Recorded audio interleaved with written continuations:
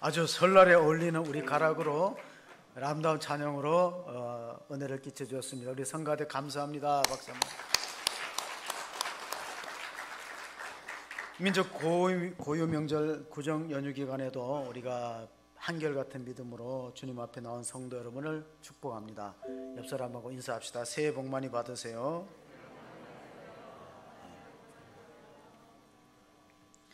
설날이라는 말은 순수한 우리말입니다. 구정은 한문이지만은 이 설날의 어원을 보면은 낯이 설다 할 때 기대감과 설레임에서 나온 말이다.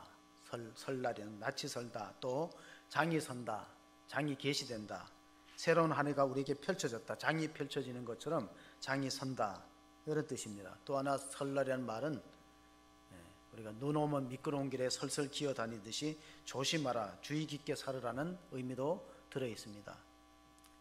러시아의 문예 톨스토이가 단편을 여러 개 썼는데 그 중에 하나가 사람에게는 얼마만큼의 땅이 필요한가 하는 제목의 단편이 있습니다.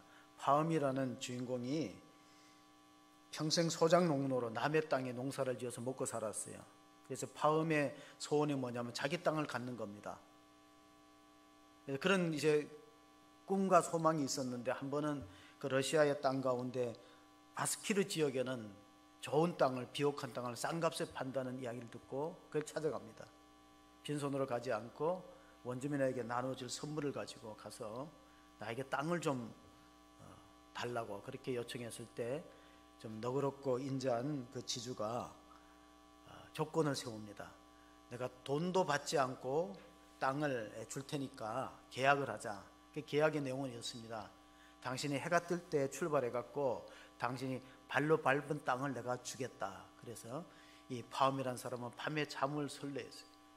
내일이면 내 땅이 생긴다는 그 기대감 때문에 잠을 설치고 이른 아침 동토 오기 전에 출발선상에 서서 땅을 밟기 시작합니다. 정신없이 먹지도 않고 땅을 많이 밟은 지역은 다 파움의 소유로 땅이 자기 것이 된다니까 욕심이 생기잖아요. 그러니까 막 먹지도 않고 뛰어갔어요.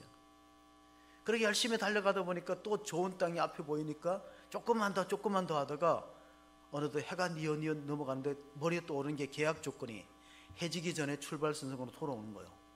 큰일 났다 싶어갖고 아주 죽을 힘을 다해서 뛰어왔습니다. 해가 지기 바로 직전에 원래 출발했던 선상에 도착했을 때 너무 숨이 차서 쓰러졌는데 결국 심장마비로 죽고 말았어요. 그가 차지한 땅이 얼마라고요? 2-3평에 불과하다는 거예요. 행복이 뭐냐? 많은 소유가 행복인가? 어떤 시인이 행복이라는 말을 시를 저녁에 돌아갈 집이 있다는 것, 힘들 때 마음속에 생각할 사람이 있다는 것, 외로울 때 혼자서 부를 수 있는 노래가 있다는 것, 그 나태주 시인이 행복이라는 시에서 적고 있습니다. 나태주 시인의 시 하나를 우리 같이 한번 읽어보겠습니다. 잠들기 전 기도입니다. 시작. 하나님, 오늘 또 하루 잘 살고 죽습니다. 내일 아침 잊지 말고 깨워주십시오. 여러분도 다 쓸 수 있죠. 근데 그걸 못하는 게 우리 한계야. 읽어보니까 참 쉽잖아요. 어떻게 보면 우리는 매일 부활을 경험합니다. 잠들 땐 죽고 아침에 일어날 때 부활을 경험하는데 히브리인들은 자녀들에게 기도를 가르칠 때 이렇게 기도를 가르칩니다. 이스라엘 사람들은 잠들기 전에 아버지, 내 영혼을 아버지의 손에 부탁하나이다. 예수님 죽으실 때 했던 것이 잠들 때 하는 거예요. 블리그람 목사는 기도는 아침에 열쇠요 저녁에 자물쇠라 그랬어요. 기도는 아침에 여는 것이고 또 저녁에 자물쇠 안전하게 지켜달라는 거예요. 지금 우리는 저도 그렇게 기도했지만 이 연휴에 대형 사고 없도록 기도해요. 화재가 생기죠. 아파트 건축 현장이 무너졌죠. 최근에는 또 여기 화성에서 전투기가 추락한 사고가 있었어요. 심정민 소령이 이륙했던 곳으로 들어오다가 사고가 났는데 블랙박스를 열어보니까 10초의 시간이 있어요. 간제탑에서 이젝트라는 그런 신호를 보냈고 탈출하라. 충분히 탈출할 시간이 있었는데 조종관을 잡고 10초 동안 고민하다가 야선으로 전투기를 몰아서 죽고 말았어요. 이 심정민 소령은 공군 사관학교를 나오고 대구 능인고등학교 출신인데 부모님이 아버님 연세는 저랑 비슷한 아버님은 안수 집사님이고 교회고 어머님 권사님이었어요. 어릴 때 모태신앙으로 10초 동안 기도했을 거예요. 내가 탈출하면 살 수 있는데 비행기가 민가에 떨어지면 애꿎은 인명의 희생이 나니까 자기를 포기했어요. 그는 살신 정신의 그 희생 정신은 그 집안은 군인 가족입니다. 어디서 왔을까요? 부모님의 신앙으로부터 비롯되는 것입니다. 그 부모님들이 우리 아들은 남을 잘 배려하고 겸손한 그런 성품의 사람이다. 참 아까워요. 오랫동안 그 여행사 보험을 취급했던 하인리, 허버트 하인리라는 사람이 이 법칙을 하나 발견했어요. 이번에 이제 비행사, 그 여행사에 보험 취급을 하는데 큰 사고가 일어나기 전에 1대 29대 300 법칙이 있다는 거예요. 그 1대 2대 300 법칙이 뭐냐? 여러분, 대형 사고가 있기 전에 29번의 작은 사고가 먼저 발생한다는 거예요. 그리고 300가지의 징후들이 나타난다는 겁니다. 대부분은 우리가 보면은 안전수칙을 잘 지키지 못하거나 규정을 위반할 때 그 작은 것들이 모아져서 나중에 큰 사고로 발전하는 것이죠. 성경은 우리에게 이렇게 말합니다. 인간의 불행은 대부분 하나님의 말씀을 안 지키는 데서 비롯된다. 그래서 우리가 성경에도 보면은 하인리 법칙에 해당되는 3가지 법칙이 있어요. 그게 뭐냐, 하나님께서 이스라엘 민족이 하나님을 떠났을 때 3가지의 사인을, 징조를 보이면서 내게로 돌아오라, 여호와께로 돌아오라는 말씀을 해주시는데 오늘 본문 가운데서 한번 찾아보겠습니다. 역대하 7장 13절 14절 보면 혹 내가 하늘을 닫고 비를 내리지 아니하거나 혹 메뚜기들에게 토산을 먹게 하거나 혹 전염병이 내 백성 가운데 유행하게 될 때에 내 이름으로 일컫는 내 백성이 그들의 악한 길에서 떠나 스스로 낮추고 기도하여 내 얼굴을 찾으면 내가 하늘에서 듣고 그들의 죄를 사하고 그들의 땅을 고칠지라. 여러분, 하나님 이스라엘 백성들에게 징계하는 방법이 3가지 있는데, 하나는 땅에 기근이 생겨서 하늘이 문을 닫아버리고 비가 안 내리면 소출이 없지 않습니까? 또 메뚜기나 항충이 먹어버리면 기근이 없어지는 거예요. 또 하나는 뭐냐, 전염병입니다. 온역이 돌아서 사람들이, 어떻게 보면 우리 코로나도 가만히 보면 우리가 생태계가 오염되고 파괴되고 또 이상기후를 통해서 토네이도 같은 태풍이 불고 산불이 일어나고 이런 것들이 작은 하나의 신호일 수 있어요. 우리로 하여금 정말 하나님이 창조한 이 자연 질서에 잘 순응하고 과도한 욕심을 가지고 개발하여서 개발이라는 미명으로 살림을 마구 베어내고 이런 것들이 이런 재앙을 초래하지 않는가, 그렇게 우리가 잘 생각하면서 하나님께서 오늘 내용은 솔로몬이 성전 봉헌하고 기도하면서 하나님 우리가 이전에서 기도한 내용을 들어달라는 그러한 강구의 그 내용들을 우리가 읽었습니다. 이 솔로몬은 성전을 짓기 전에 다윗이 모든 성전 공사에 필요한 자재를 구비했어요. 다윗은 성전 지을 열망이 있었지만 하나님께서 다윗의 손에서 성전 짓는 것을 막으셨어요. 다윗은 전쟁터에서 피를 많이 흘렸기 때문에 성전은 평화의 전인데 너의 손으로 짓지 말고 너의 아들 솔로몬에 의해서 이 성전이 지어질 것이다. 이렇게 솔로몬으로 성전 건축의 축복이 넘어갔습니다. 다윗의 마지막 임기 말에 한 것이 뭐냐면 인구조사였습니다. 왜냐하면 인구조사를 한 이유가 무엇일까요? 자기 군사력을 믿고 하나님을 덜 의지할까 봐 요압 장군이 제지했습니다.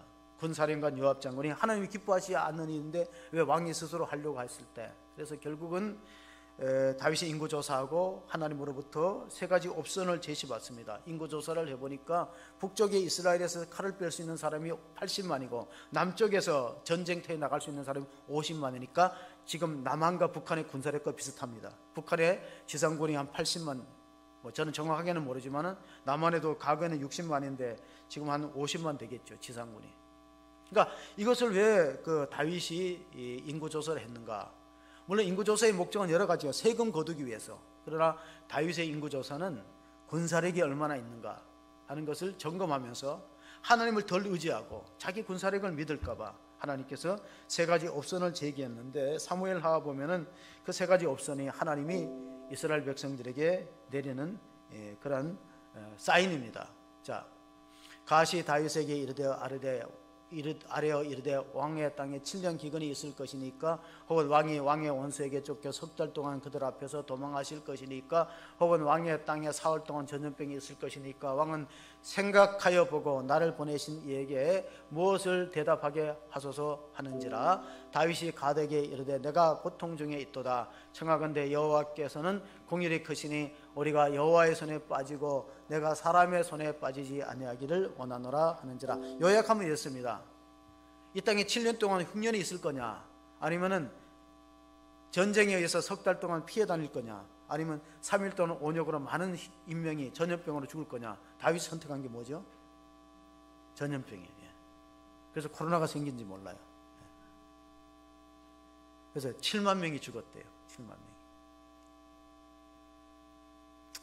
이것이 하나님께서 택한 민족을 통해서 돌아오라는 사인이, 하나님의 목적은 징계하는 데 있지 않아요. 너희가 빨리 스스로 돌이키고, 오늘 14절에 보면 너희가 회개하여 스스로 돌이키고 하나님의 얼굴을 구하고 기도하면은 하나님 그 땅을 고친다는 겁니다. 땅을 고친다는 게 뭐예요?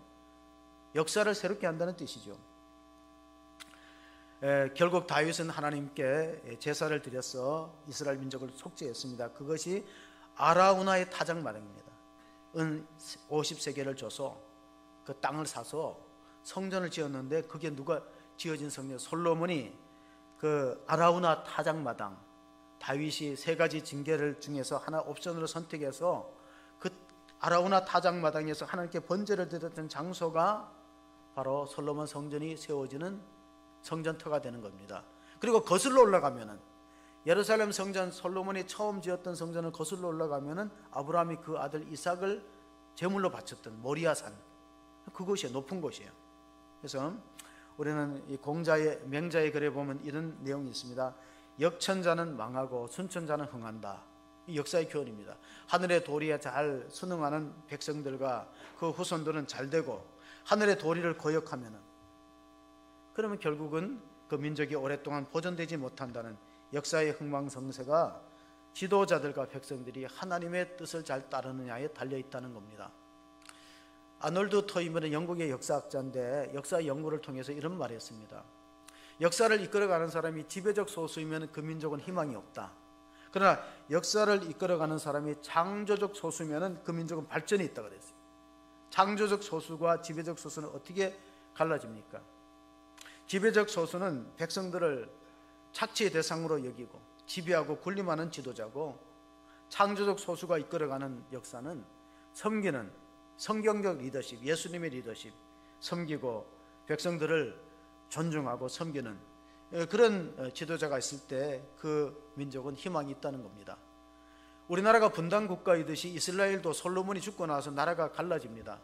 북쪽 이스라엘은 10지파를 형성하고 남쪽 유다는 2지파밖에 없기 때문에 인구로 보면 북쪽이 많습니다. 그러나 북쪽에는 이스라엘 왕들 가운데 하나님 마음에 드는 사람들이 별로 없었어요.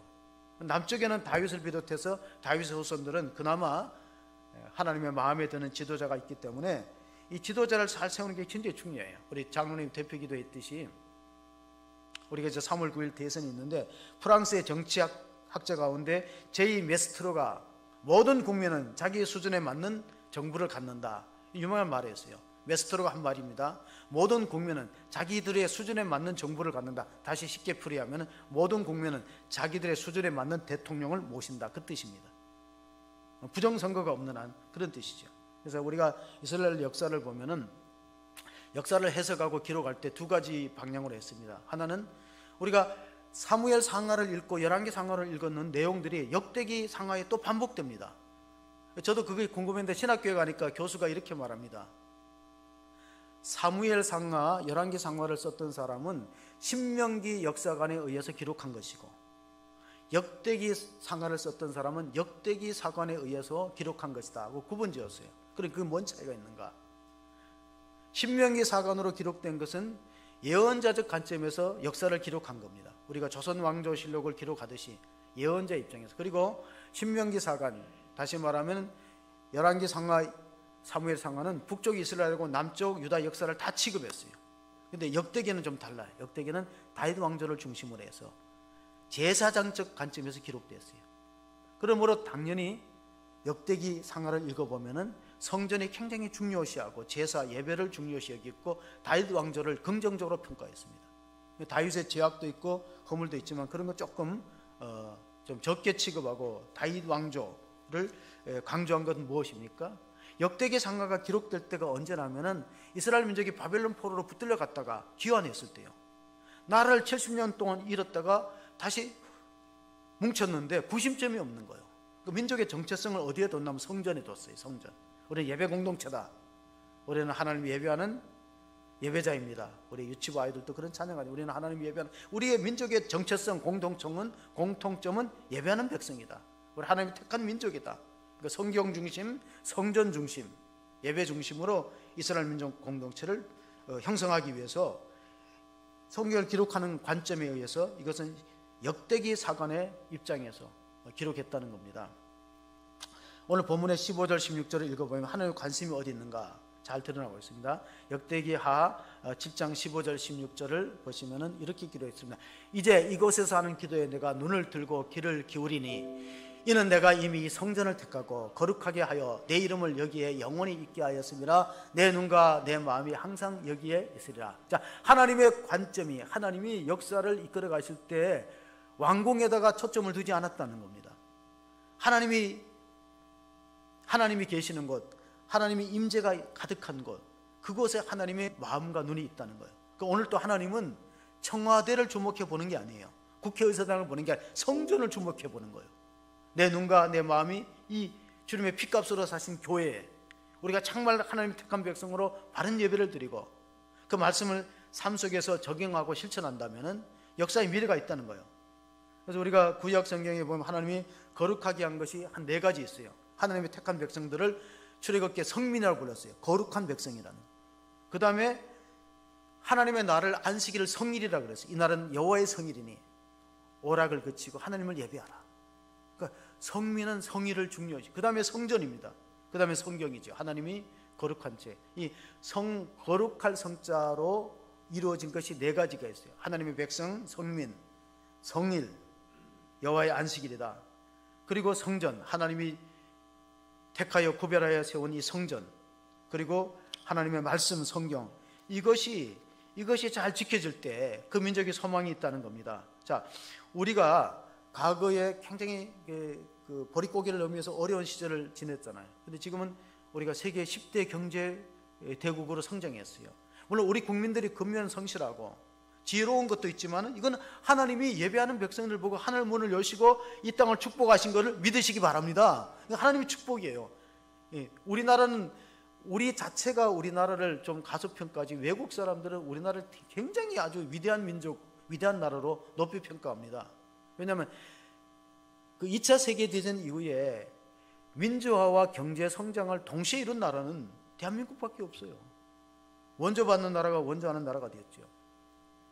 1888년도에 12월 달에 일본을 거쳐서 부산에 도착한 캐나다 선교사 제임스 게일, 이분이 우리나라에 있으면서요, 우리나라를 너무 좋아했어요.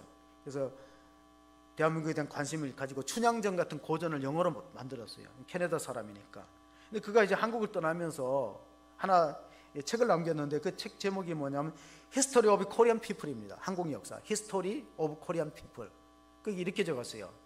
캐나다 선교사 게일이 참 조선이라는 나라는 참 대단한 나라다, 이상한 나라다. 첫째, 종교가 없는데, 특별한 기독교가 들어오기 전에 물론 우리가 불교라든가 유교가 있었지만 특정한 종교가 없는데 사람들이 그렇게 선량하다는 거. 두 번째로, 학교가 없는데도 도덕적으로 굉장히 성숙하다는 거, 윤리적으로. 그리고 당장 끼니 때거리가 없어도 그렇게 느긋하고 여유가 있을 수 없대요. 그러니까 외국 선교사가 봤을 때 우리나라 사람들이 당장 내일 때거리가 없는데도, 끼니가 없는데도 상당히 굉장히 여유가 있다는 거예요. 그때 우리 민족성을 은근과 끈기라는 표현을 했어요. 가만히 보면 우리나라는 외국 선교사들이 교회를 세우기 전에 황예동과 그쪽에 솔레교회가 먼저 세워졌어요. 어떻게 세워졌는가? 만주에 이게 그 인삼 장사를 하러 갔던 젊은이들이 그 열병이 생겨서, 마치 우리가 이 풍토병이 생기듯이 고열로 시달릴 때 아무도 돌봐주지 않는데 그 스코틀랜드의 선교사들이 와서 치료해줬어요. 그 열이 내리도록 약을 주고 치료해줬어요. 존 노스와 맥켄타이라는 선교사들이. 그래서 너무 고마우니까 이 만주에서 온 이 우리 조선의 젊은이들이 우리가 어떻게 도와주면 좋겠나니까 영어를 배우자고. 앞으로 이제 시대가 바뀌니까 영어를 알아야 되는데 그 영어를 가르치면서 성경을 같이 가르쳤어요. 이 사람들이 한문으로 된 성경을 가지고 이 보따리에다가 이 보쯤에다 지고 와서 전도를 해서 그걸 권서인이라고 해요. 책을 주는 사람, 권하는 사람, 권서인이라고 부르고 그 사람들이 항해도 솔레에다 교회를 개척했습니다. 우리는 이렇게 어려운 중에도 교회를 개척했기 때문에 19세기 말 북장로 교회가 선교 정책을 네비우스 정책으로 바뀌었어요. 네비우스란 말은 이제 중국의 선교사 이름인데 그것이 자력전도, 자력운영, 그 다음에 자주치리, 그러니까 스스로 독립하는 교회. 우리도 지금 해외 선교사들이 많이 가 있지만요, 자칫하면 선교지의 이 백성들을 라이스 크리스찬으로 만들기 쉬워요. 왜냐하면 쌀을 배급 주면 교회 나오고 쌀 안 주면 교회 안 나와요. 그럼 그건 올바른 신앙이 되지 못한, 라이스 크리스찬을 만들지 말고 좀 말씀을 주고, 우리 교회 학교도 그래요. 말씀을 주고 말씀에 세워지지 않으면요, 라이스 크리스찬은 환경에 의해서 신앙이 굉장히 변화무쌍합니다. 요즘에 이런 말이 있어요. 우리나라 사람이 해외에 많이 가 있고 또 중국 사람들도 있고 일본 사람도 있는데 교포들의 특징이 있다는 거예요. 중국 교포들은 가면은 꼭 식당을 많이 운영한다는 거예요. 일본 사람들은 상사, 회사를 많이 차리는데 한국 사람들은 몇 가정 모면 교회를 개척한다는 거예요. 그러니까 하나님이 우리 민족을 복을 주는 이유가 있다는 거예요. 한인교회가 몇 가정이 모여갖고 이제 교회가 성장하게 돼서 교회 성전 건축에 기도 제목을 가지고 땅을 샀는데 아주 싼 땅, 야산을 샀어요. 야산에다 교회를 지을 수 없죠. 근데 어떤 성도가 이렇게 말해요.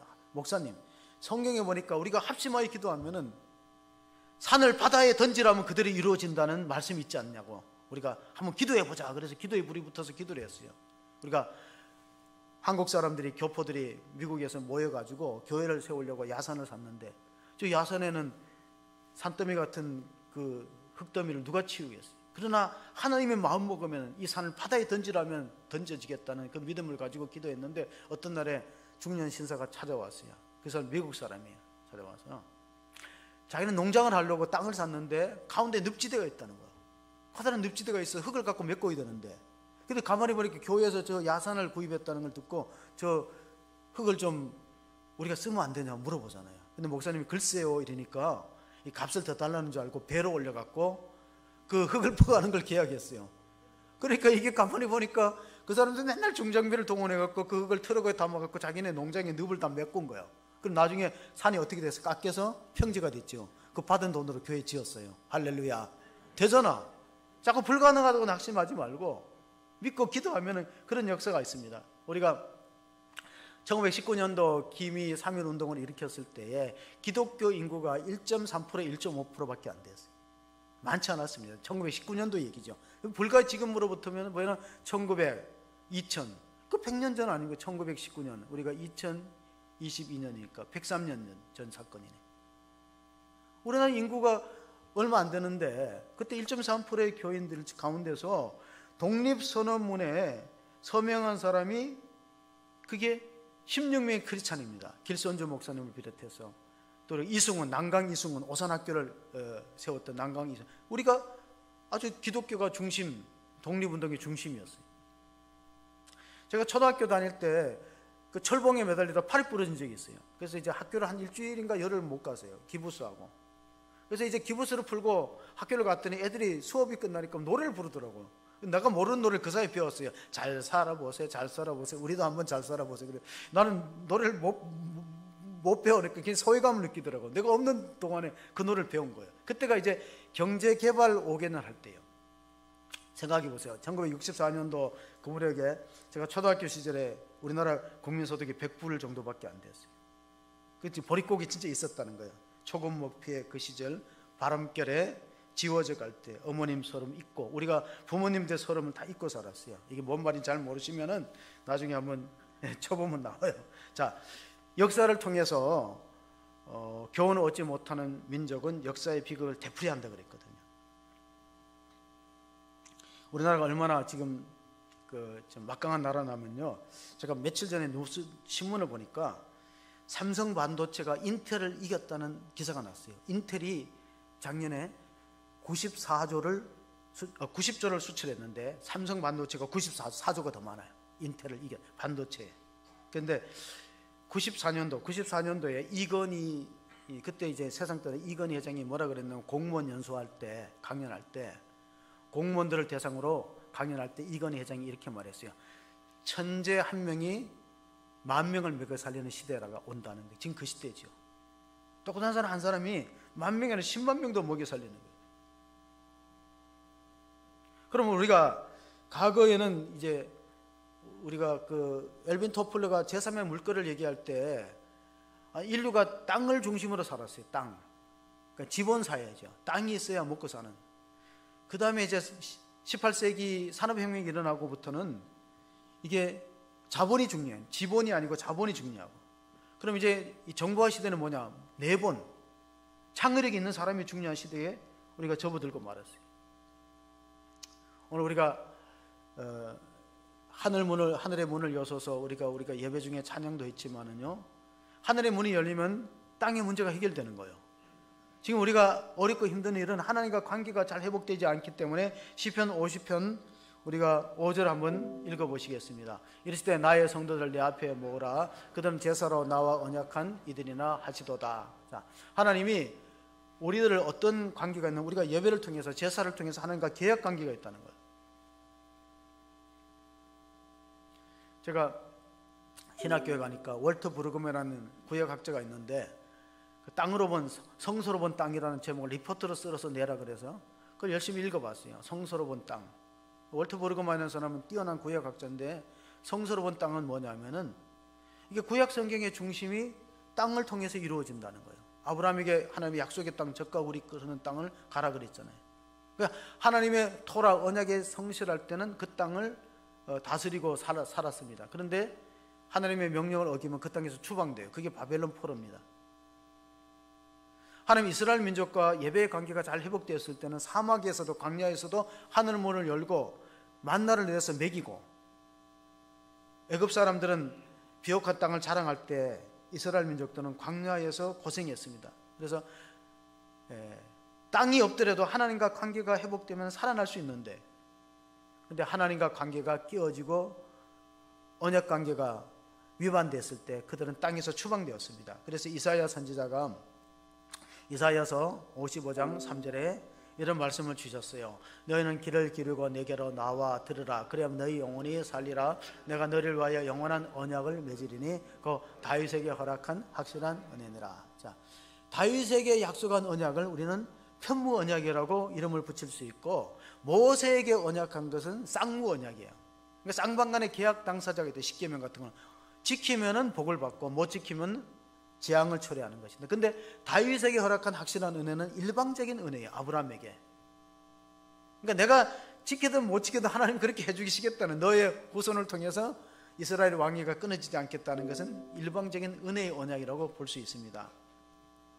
조금 전에 제가 신명기 역사관을 얘기했는데, 신명기 역사관은 사사기 중심으로 이루어지는 역사관입니다. 4가지 패턴이 있어요. 이스라엘 민족의 범죄, 하나님의 징계, 이스라엘 민족의 회개, 하나님의 회복. 이 4가지 사이클이 계속 반복되는 것이 사사기 역사인데, 그 신명기를 기록하는 사람들, 그러니까 신명기 사관에서 입장에서 기록한 사람들은 그런 관점에서 역사를 썼어요. 그게 사무엘 상하와 열왕기 상하예요. 그런데 역대기, 에스라, 느헤미야 같은 역대기 사관에서 기록된 성경은 달라요. 그러면 아브라함과 다윗에게 하나님이 은혜의 언약을 했다는 거야. 너가 그걸 잘 성실하게 토라를 잘 지키지 못하더라도 내가 너를 복을 주겠다는 거예요. 그래서 우리가 아브라함과 같은 복을 받아야 되는 이유에 대해서 우리가 갈라디아서 3장 8절 9절에 보면 사도 바울은 이렇게 말씀했습니다. 또 하나님이 이방을 믿음으로 말미암아 의로 정하실 것을 성경에 미리 알고 먼저 아브라함에게 복음을 전하되 모든 이방인의 노로 말미암아 복을 받으리라 하였느니라. 그러므로 믿음으로 말미암는 자는 믿음이 있는 아브라함과 함께 복을 받느니라. 자, 아브라함과 우리는 전혀 혈통으로 관계가 없어요. 근데 아브라함도 복음을 들었다는 거예요. 아브라함이 어떻게 복음을 듣겠어요? 아브라함과 하나님이 은혜의 언약을 맺었다는 거예요. 다윗에게 아브라함과, 그래서 우리가 마태복음을 보면은 아브라함과 다윗의 자손 예수 그리스도의 계보라, 그 마태복음 1장 1절의 말씀이거든요. 하나님의 은혜의 언약 아래 너희가 있다는 것입니다. 우리가 있다는 거예요. 그러므로 아브라함과 내하고는 관계가 없어요. 그러나 여러분이 믿음으로 살아간다면은 아브라함의 영적인 후손인 것을 믿으시기 바랍니다. 그래서 아브라함 같은 복을 받는 거예요. 아브라함과 다윗에게 하나님이 언약한 것은 너희의 어떤 그런 행위와 관계없이 우리가 좀 하나님께 예배가 회복되고 기도를 올바로 드린다면은 하나님 반드시 너를 축복할 것이다. 하늘의 문을 열고 복을 쌓을 것이 없이 부어주는 그런 역사가 있는데, 정말 우리가 10년 동안 열심히 예배하고 기도하면은요, 30대에 그렇게 하면 40대에 전성기가 옵니다. 만약에 40대에 내가 열심히 10년 작정하고 하나님을 예배하고 기도하면은 50대에 전성기가 옵니다. 50대 하면 60대 하고 내가 은퇴할 때까지 열심히 하나님께 제단을 쌓고 기도하면은 전성기가 은퇴 후에 오는데, 죽으면 후손들에게 온다는 거예요. 그게 오늘 마지막 솔로몬의 기도의 마지막 내용인데 17절 18절을 한번 읽어보겠습니다. 내가 만일 내 앞에서 행하기를 내 아버지 다윗이 행한 것과 같이 하여 내가 내게 명령한 모든 것을 행하여 내 율례와 법규를 지키면 내가 내 나라 왕위를 견고하게 하되 전에 내가 내 아버지 다윗과 언약하기를 이스라엘을 다스릴 자가 내게서 끊어지지 아니하라 한 대로 하리라. 하나님은 언약에 신실한 분이다. 이게 구약 성경에 강조하는 내용이에요. 하나님은 어떤 사람은 약속하고도 안 지켜요. 정치인들은 약속하고 언제나 내가 공약을 했나고 쉽게 잊어버려. 하나님은 언약에 신실한 분이기 때문에 아브라함과 다윗의 언약한 것은 반드시 이루는 거예요. 그래서 우리가 그 왕들을 비교해 보면요, 북쪽의 왕들은 왕의 임기가 짧아요.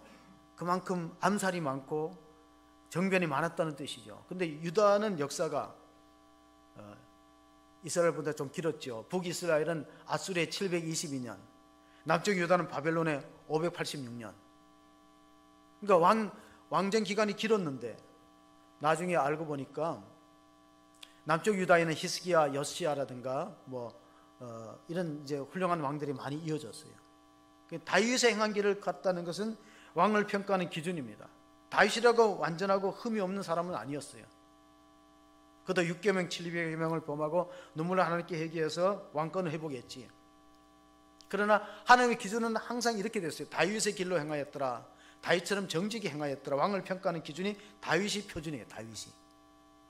오늘도 우리가 어떤 평가를 내릴 때 낮은 평가를 낮은 사람을 기준으로 하면 안 돼요. 그럼 교회가 전적으로 하향 평준화가 되는 거예요. 성경은 왕을 평가할 때 다윗을 중심으로 평가했어요. 오늘도 우리 가운데는 어떤 장로님 같으라, 어떤 권사님 같으라, 이렇게 열심히 하고 잘하는 사람을 기준으로 삼아야지. 학교 공부도 그래요. 못하는 사람들을 기준으로 삼으면 하향 평준화가 되는 거예요. 그러니까 하나님이 이스라엘 왕들을 평가할 때 항상 다윗을 기준으로 뒀어요.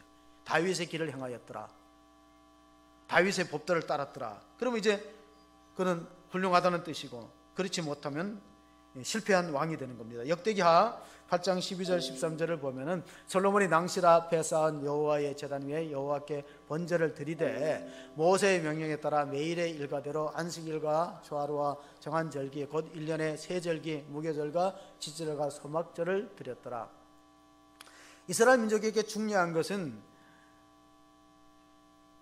시간의 중요성을 후손들이 가르쳤어요. 안식일을 꼭 기억하여 거룩하게 지키라.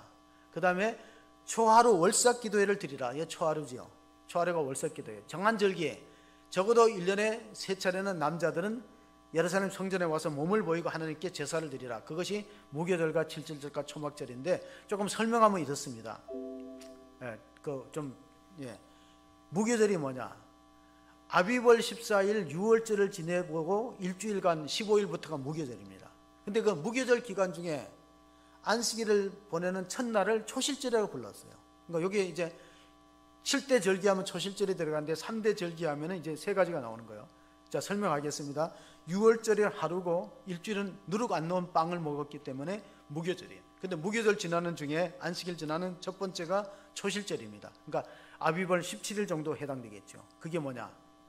예수님께서 부활의 첫 열매가 되셔서 사망 것을 이기시고 부활한 날 첫 열매의 날이 초실절이에요.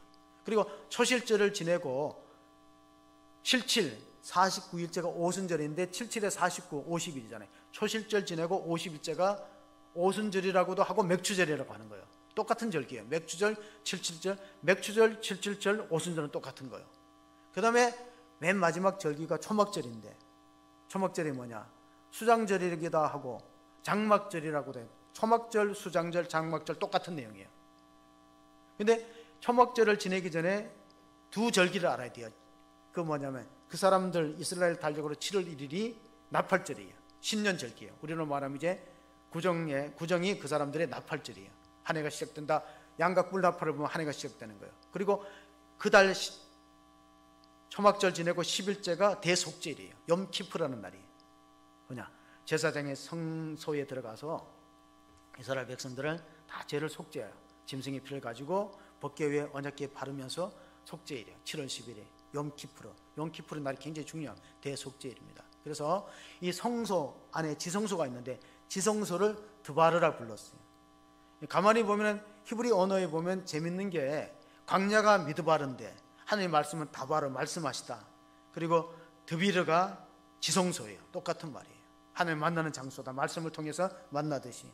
그래서 만나서 하나님이 하늘 문을 쌓을 곳이 없이 복을 베푸시고, 그리고 아론의 제사장을 세워갖고 이스라엘 민족을 축복하는 축도를 드리는데, 그게 민수기 6장에 들어있습니다. 민수기 6장 24절에서 26절까지 보시면 여호와는 내게 복을 주시고 너를 지키시기를 원하며, 여호와는 그의 얼굴을 내게 비추사 은혜 베푸시기를 원하며, 여호와는 그 얼굴을 내게로 드사 향하여 드사 평강 주시기를 원하노라 할지니라 하라. 얼굴을 들고 하나님의 얼굴을 뵙는다는 것이 왜 중요하냐면요, 고대 왕실에서는 신하를 엄벌할 때 왕이 얼굴을 돌려버리면 그 죽었다는 뜻이에요. 너 끝났다, 죽었다는 뜻이. 그래서 하나님의 얼굴을 향하여 들면은 우리에게 평강의 복을 주시고 지키는 복이 있기 때문에 하나님과 비대면하면 안 돼요. 우리가 어떤 경우에도 현장 예배를 나오든 영상 예배를 나오든 비대면은 죽음이에요. 비대면은. 대면이, 얼굴을 대면하는 것이 산다 하는 뜻이 있다는 거예요. 오래전 얘기입니다. 오래전에 서울 봉천동에서 이런 일이 있었어요. 어떤 일이냐면은 늦은 시간에 해질 무렵에 한 교통사고 환자를 운전기사가 업고 왔어요. 한 어린 소년인데 피를 흘리고 업고 왔는데, 이게 병원에서 문 닫을 시간도 됐고 아이 상태가 위중하니까 우리 병원은 안 된다고 큰 데 가라고 돌려보냈어요. 근데 이제 돌려보냈는데 운전기사가 또 그 아이를 업고 교통사고 난 아이를 아마 횡단보도에서 친 것 같아요. 그래서 또 다른 병원에 갔는데 몇 군데 돌아다니다가 병원에서 안 받아줘 갖고 결국 이제 마지막 큰 병원에 갔을 때는 애가 죽고 말았어요. 조사를 해봤어요. 첫 번째 갔던 병원 원장의 딸이었어요. 실합니다. 근데 원장이 왜 안 받았을까? 애기 얼굴을 못 봤거든. 들쳐없고 피를 흘리는데 얼굴을 확인 안 했어요. 그래서 요즘도 그런 일이 있어요. 왜? 하도 환자가 많으니까, 입원실이 코로나 때 많으니까 전전하다가 심혈관 계통의 질환은요 시간을 요해요. 왜냐하면 심근경색 같은 경우는 이 시간을 놓치면 죽는 거예요. 얼굴이 중요한 거예요. 우리가 이사야서 59장 1절 2절에 보면 이런 말씀이 있습니다. 여호와의 손이 짧아 권하지 못하심도 아니요 귀가 둔하여 듣지 못하심도 아니라 오직 너희 죄악이 너희와 너희 하나님 사이를 갈라놓았고 너희 죄가 그의 얼굴을 가리어서 너희에게서 듣지 않으시게 하며. 하나님의 얼굴을 돌려버리면 그 사람은 살아도 산 게 아니에요. 그럼 하나님의 얼굴을 드시면요, 야복강에 그 야곱이 기도하다가 하나님 얼굴을 뵌 장소가 브니엘이잖아요. 살아나는 거예요. 원장이 조금 침착한 사람 같았으면 나가서 어두운 중에도 그 아이를 좀 얼굴을 보고 이랬으면 되는데 그냥 들쳐오고 아이가 고개를 푹 운전기사 등에 묻어버리니까 그냥 우리 병원은 안 된다고 갔는데, 첫 번째 들렸던 병원 원장 딸이라니, 이런 기막힌 일이 있어서는 안 되겠죠. 우리 창세기 보면은 우리 32장에 그 야곱이 이스라엘로 바뀌는 장면이 있습니다. 그러므로 야곱이 그곳 이름을 브니엘이라 하였으니 그가 이르기를 내가 하나님과 대면하여 보았으나 내 생명이 보존되었다 하미니라. 하나님을 대면하면 생명이 살아나는 역사가 있기 때문에 그 장소를 브니엘이라고 불렀어요. 브니엘은 하나님의 얼굴이라는 뜻입니다. 그리고 거기서 야곱이라는 이름이 이스라엘로 바뀌어요. 요즘에 20, 30대가 계명을 많이 한대요. 왜 계명을 할까요?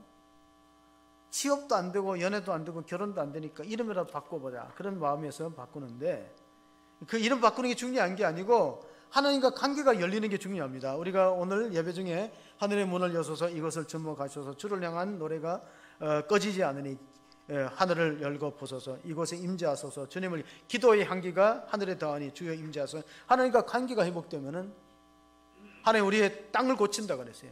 이 땅을 고친다는 것은 우리의 역사를 새롭게 한다는 거예요. 하늘의 문을 열면은 어떤 역사가 있는가? 우리가 지난 재직 세미나에도 들었지만 말라기 3장 10절에 보면 하나님이 하늘 문을 열 때 어떤 결과가 있는가, 이런 내용이 있습니다. 만군의 여호와가 이르노라, 너희가 온전한 11조를 창고에 들여 나의 집에 양식이 있게 하고 그것으로 나를 시험하여 내가 하늘 문을 열고 너에게 복을 쌓을 것이 없도록 붙지 아니하나 테스트 시험해 보라 그랬습니다. 왜 그러냐면 이 온전한 11조라는 것은 부분적으로 드리는 걸 말하는 게 아니에요.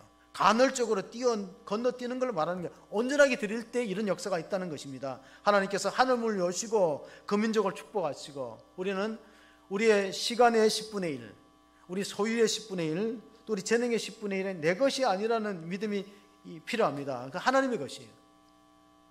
산에 나는 도토리를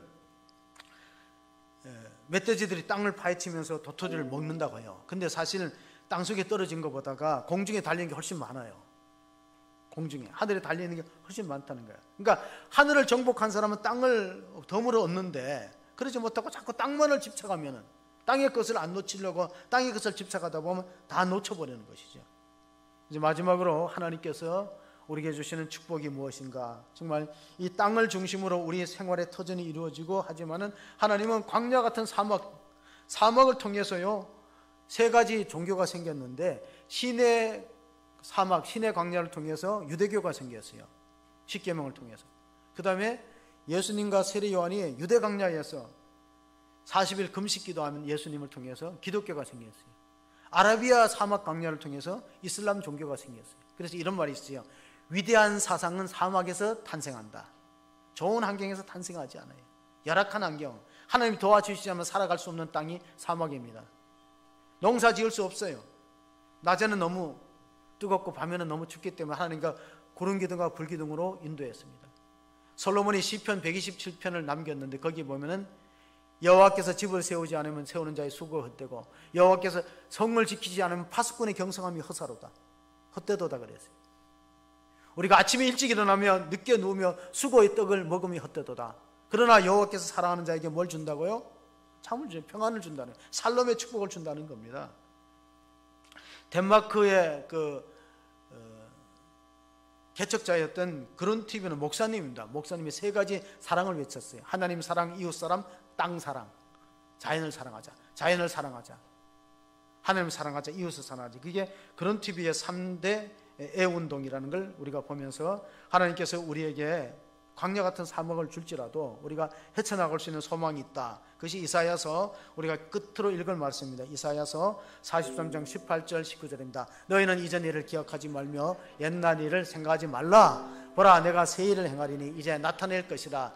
너희가 그것을 알지 못하느냐. 반드시 내가 광야의 길을, 사막에 강을 내리니. 하나님께서 광야 같은 사막에도 길을 내고, 그리고 길을 내고, 광야에서 길을 내고 사막에도 강을 낼 수 있는 것은 우리가 무엇인가?